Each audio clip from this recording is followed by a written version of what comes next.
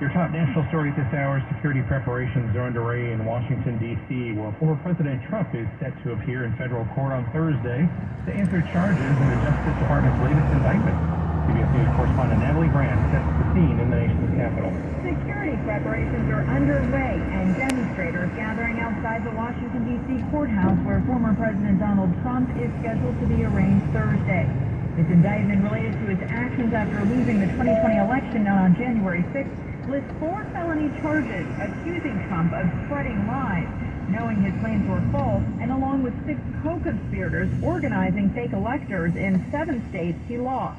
And we'll take an in-depth look at the case with ABC's legal analyst Royal Oaks coming up at about 4:17. Right now, let's get some more news with KFBK's Joe Michaels. Steve, drama of a different kind on Capitol Hill this afternoon. Senate office buildings evacuated after police get reports of an active shooter. ABC's Stephen Portnoy was there. It was a single 911 call to D.C. police about 2:30 p.m. Eastern Time today that talked of a heavily armed man at the Russell Senate Office Building, the oldest of the 3 Senate office buildings on Capitol Hill, directly across Constitution Avenue from the U.S. Capitol on the Senate side. And that phone call led to an intensive 90-minute-long search, not just of the Russell Senate Office Building, but also of the Dirksen and Hart Senate Office Buildings, and an utter lockdown, a shelter-in-place order across the Senate wing of the Capitol. Hundreds of police officers were engaged, checking every room, floor by floor, of the 3 Senate office buildings to determine whether there was anything to substantiate the threat. But in the end, the chief of the Capitol Police told reporters it was a bogus call. Both houses of Congress, by the way, are out on August recess. Not so for Stephen Portnoy. He was kind enough to file that report for us while he was out with only his notebook on the Capitol steps. El Dorado County recently declaring July as American Christian Heritage Month, and not all residents are happy about it. The vote on July 18th by the El Dorado County Board of Supervisors to designate July as American Christian Heritage Month has some residents celebrating and others not so happy. Supporters say it's simply acknowledging Christianity's role in the founding of the country and isn't forcing religion on anyone. They say it's similar to Black History Month or Jewish American Heritage Month. Detractors say it's a clear breach of the Establishment Clause of the First Amendment and say it's unconstitutional. Public health officials are warning of a rise in valley fever fake cases across Northern California. KFBK's Daniel Martindale has detail. People can contract valley fever after breathing in fungus from dust or outdoor air. The fungus grows on the soil and dirt. It usually affects the lungs the most and can cause a cough, fever, headache, chest pain, and fatigue. The fungus that causes valley fever was more likely to grow after the heavy rains that came this past winter and spring. Now it's more likely to spread amid dry and dusty conditions. The Central Valley between Fresno and Bakersfield is usually the hot spot, but experts say this year's extreme weather has caused approaching a railroad crossing. Daniel Martindale, KFBK, Sacramento's News Radio. A massive wildfire is threatening California's iconic Joshua trees. The York Fire, beginning Friday, has burned more than 82,000 acres as of today. Fire officials say it goes through the California-Nevada border and is the largest in the California area this year. While very few live in the region around the Mojave Desert Fire, the preserve protects endangered tortoises and hundreds of rare plants. Well, travelers flying in and out of the Sacramento International Airport may soon have a new place nearby to spend the night. KFBK's Nika McGowan has details. Airport officials say plans are underway to build 4 new hotels on a vacant lot across the airport. Documents show the hotels would be built in phases, starting with a 92-room Candlewood Suites, then a 112-room Spring Hill Suite, followed by the 2 others. They'd be located near the new airport entrance, which is currently being built along Elkhorn Boulevard. The hotel developer is hoping to have the first hotel open by 2025. News Radio. 4:06 now on the KFBK Afternoon News. Thank you, Joe. Millions of Americans with tobacco-related lung disease may have been misdiagnosed. CBS News correspondent Michael George has more. Millions of people with tobacco-related lung diseases are not being diagnosed and treated because their symptoms may not be specific enough. Researchers with the University of California San Francisco Medical Center say about half of trial participants approaching a railroad crossing. Existing criteria for diseases like COPD, but still have high levels of respiratory symptoms like shortness of breath and a daily cough. Doctors say this highlights the need to study the conditions of these patients more in order to find ways to help them.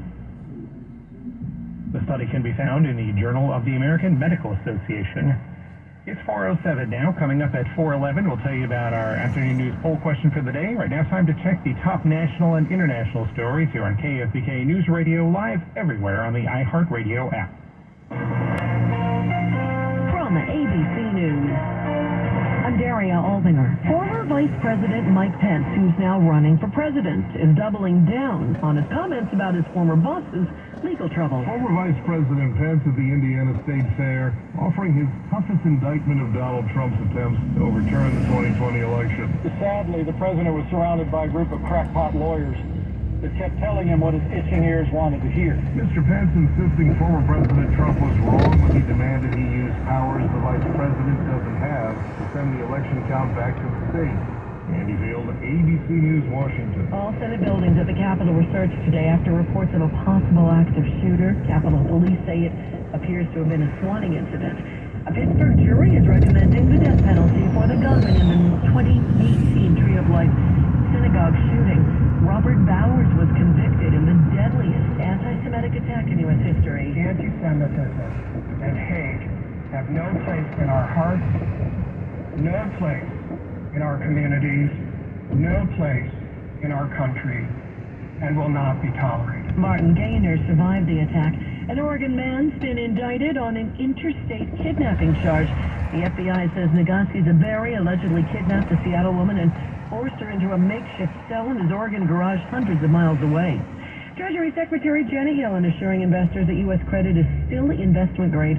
Fitch Ratings downgraded it from AAA to AA+, citing a steady deterioration in standards of governance for the past 2 decades. Fitch's decision does not change what all of us already know. The Treasury securities remain the world's preeminent safe and liquid asset, and that the American economy is fundamentally strong. Stocks plunged today after the downgrade. The Dow and the NASDAQ down both more than 300 points. You're listening to ABC News. It's 4:10 now. KFBK News Radio. Time to check on the traffic and weather together, like we do every 10 minutes. Kick us off. Here's Anna Hess. Brought to you by KitchenMart.net and downtown in the split. Eastbound Cap City running kind of slow, 21, 22 minutes as you go from 50 to 80. Most of that time just trying to get out of the eastbound Cap City area there. And then once you get to the split, it's about 12 minutes with big time slowing because of an accident near Greenback. And the slowdown there begins almost as soon as you get onto 80. Downtown Elk Grove, 11 minutes on I-5 and about 16 minutes now on 99. You go to Folsom, let's make it 19 to 20 minutes tops. No real slowing there yet, anyway. Downtown to Woodland, it's going to be, downtown to Woodland, 16. Thank you very much.